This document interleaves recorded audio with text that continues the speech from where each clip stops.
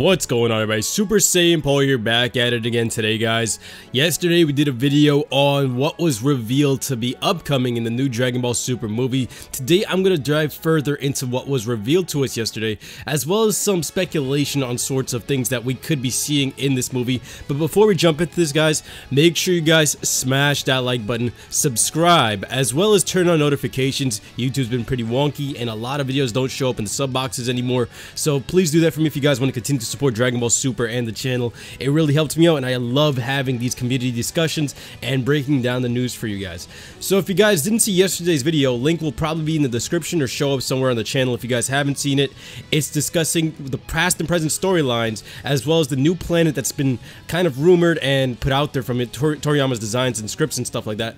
But the main thing that we're going to be discussing in this video is that Toriyama is going to be focusing on crowd-pleasing fan service. Now, usually Toriyama has built a name for himself doing quite the opposite. If you guys didn't already know, he always does things against the fans' wishes. This way it kind of switches things up, it doesn't make it predictable, and it adds a very good twist to what was incoming. Like, look at some of the arcs in Dragon Ball Z and in Dragon Ball Super as well. Like, things would come out of nowhere, especially like 17 in the end there of Dragon Ball Super being like one of the most recent things. Like, nobody really saw that coming with what happened in those final events of the show. Now, what I wanted to bring to you guys here is that, what would you guys think off of the top of your head would be crowd-pleasing fan service right now in Dragon Ball Super? Because if we know everything from the past, and if you combine what's happened recently in Dragon Ball Super, there's a few things that I can think of that come in my head right away, and it makes sense, but at the same time, it is a little far-fetched. Now,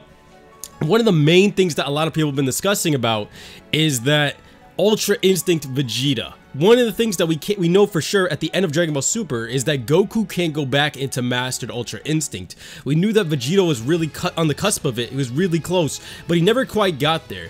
And he should be able to get there, in my opinion, because he was training with Goku alongside Goku underneath Whis' training, and even stated at the end of Dragon Ball Super, I'm gonna find a way to surpass Ultra Instinct and what you put out there, Kakarot. So either he's gonna get a form above that, which I don't necessarily think is the time for a new form. I think Goku can't use Ultra Instinct in this new movie. It would be way too soon. They'd be overutilizing the form. The creators even said it was a bit of a mistake to put that in there. But remember, they had to build up on the hype wagon, the merchandising sales, the DLC sales, all these things, video gaming, merchandising everywhere on this form. And the hype around it, it paid off a bit, but they're going to give us transformation fatigue. So I think Vegeta should end up getting Ultra Instinct, being one of the crowd-pleasing things. Not everyone's a fan of Vegeta. However, remember back in Resurrection F, that was also one of the crowd-pleasing things. Seeing Vegeta come into fruition, because remember at the end of Battle of Gods, back in the movie days, back in 2013, he said at the end of Battle of Gods, I'm gonna find a way to get Super Saiyan God above and like go above that before you, Kakarot. So like in his own way, he always gives a bit of foreshadowing to what's gonna happen, and he literally did that at the end of Dragon Ball Super. And for him to get Ultra Instinct, it fits the theme of the movie, because the storyline, it's going to be taking place in the past and the present. The current present day story is taking place after the Tournament of Power, where Ultra Instinct just took on Jiren, and that is currently like the strongest form ever.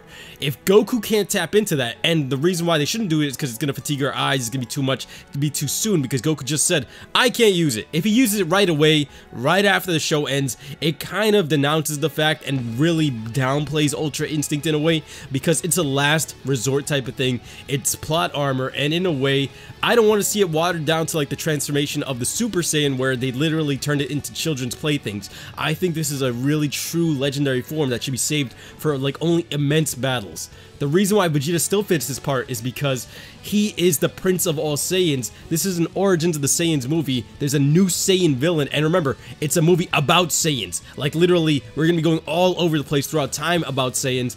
Who better than Vegeta to get a new form or to power up beyond anything else? I think that is going to be the major crowd pleaser.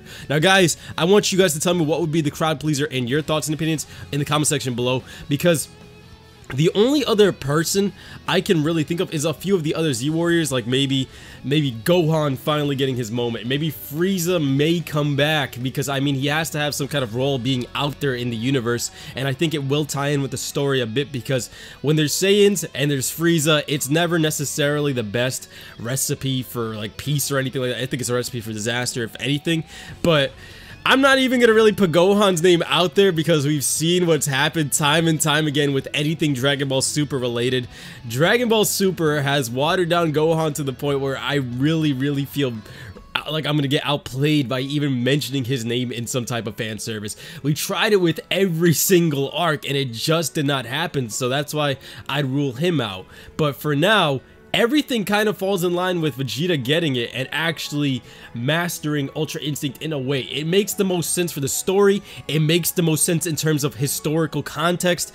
It makes the most sense of his character and what this movie's going to be about. So far from what we've seen here, I really want to see what this new planet is, because like we also thought before, back when we knew that Dragon Ball Super was gonna like continue, before we knew about the ending, we heard about the Planet Sadala arc, and it was speculated that this movie was gonna take place with the most Saiyans ever, which would have probably been Planet Sadala. However, from the notes that was just released, and they were just describing a bunch of things, new machines, new characters, and at least one new planet. So with at least one new planet underway, it's not 100% confirmed now that this could be Planet Sadala. The present day storyline very much could be. However, the past, before where the Saiyans came from, before they migrated to Planet Vegeta, may be what they're talking about here.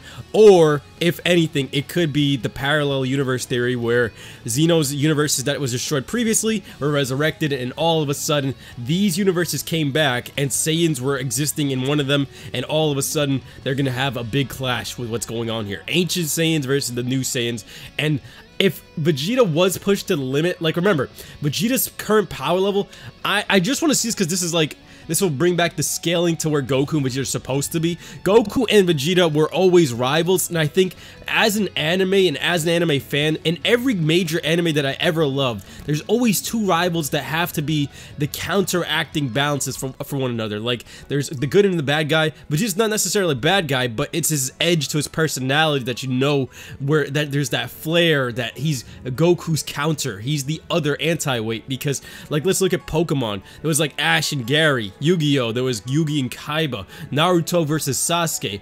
All of these great things. I mean, even if you look in today's like newest animes, like My Hero Academia, Deku and Bakugo, like all of these things, you have to have someone to counterweight them in like a very similar level. And right now, Vegeta is going to be outclassed if he does not get Ultra Instinct in a way, because he did take down God of Destruction Toppo, so he's above that, but he's still below Jiren. And if he was able to supersede that Jiren level like Goku did, that would bring it back to a level playing field. And yes, it did turn into the Goku and Vegeta show, but I mean, what else can they possibly do? They did buff Frieza in 17 quite a bit, and I think the only other person that would have probably made it anywhere close was supposed to be Gohan. However, school, family, all of these things did ruin him. Trunks did get up there as well, but they returned him to his storyline. If Trunks does return, that's another story. If he was to become the next crowd pleaser, I'm not necessarily sure if that's going to involve him in this one.